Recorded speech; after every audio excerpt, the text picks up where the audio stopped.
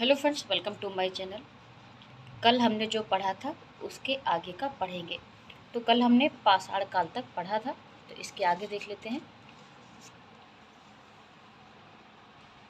इसे 4 भागों में बांटा गया है। तो पहला, पुरा पाषाण काल। यह इतिहास का सबसे प्रारंभिक समय था। इस समय के मानव को आदि मानव कहा जाता था। इस समय का मानव खानाबदोश अर्थात उसके जीवन का मुख्य उद्देश्य जानवरों की भांति ही अपना पेट भरना था। इस समय के मानव की सबसे बड़ी उपलब्धि आग की खोज थी। दूसरा, मध्य पाषाण काल। यह पुरा पाषाण काल के बाद का काल था। इस समय मानव के हथियार छोटे आकार के थे। इस समय के मानव की सबसे प्रमुख कार्य अंत्येष्टि, इसका मतलब होता है अंतिम संस्कार कार्यक्रम था। तो कौन सा था? अंतिम संस्कार। इसके बाद थर्ड, नव या उत्तम पाषाण काल। इस काल में मानव ने स्थायी आवास बना लिया था। साथ ही मानव ने कृषि तथा पशुपालन भी प्रारंभ कर दिया था। मानव ने इस काल में पहिया तथा मनका मीन्स घड़ा की खोज की। इसके बाद देखिए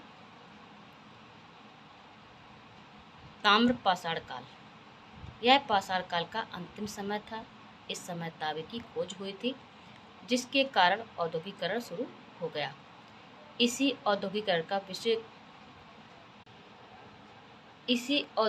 का विकसित रूप सिंधु सभ्यता में देखने को मिलता है। कुछ पॉइंट है, इसको देख लेते हैं। मानव ने खेती 7000 ईसा पूर्व पाकिस्तान के सुलेमान एवं किरथर पहाड़ियों के बीच की थी। पहली कृषि जौ एवं गेहूं थी। मानव द्वारा पाला गया पहला पशु कुत्ता था। इलाहाबाद के कुल्डी हवा से पहली बार चावल के साक्ष्य मिले। पुरा पाषाण काल में मानव अखेटक में शिकारी था। देखिए इसे देखिए, आदि ऐतिहासिक काल।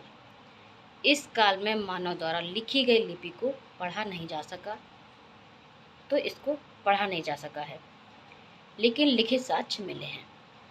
जानकारी का स्रोत क्या है? पुरातात्विक साक्ष्य। इसमें सिंधु सभ्यता को रखते हैं।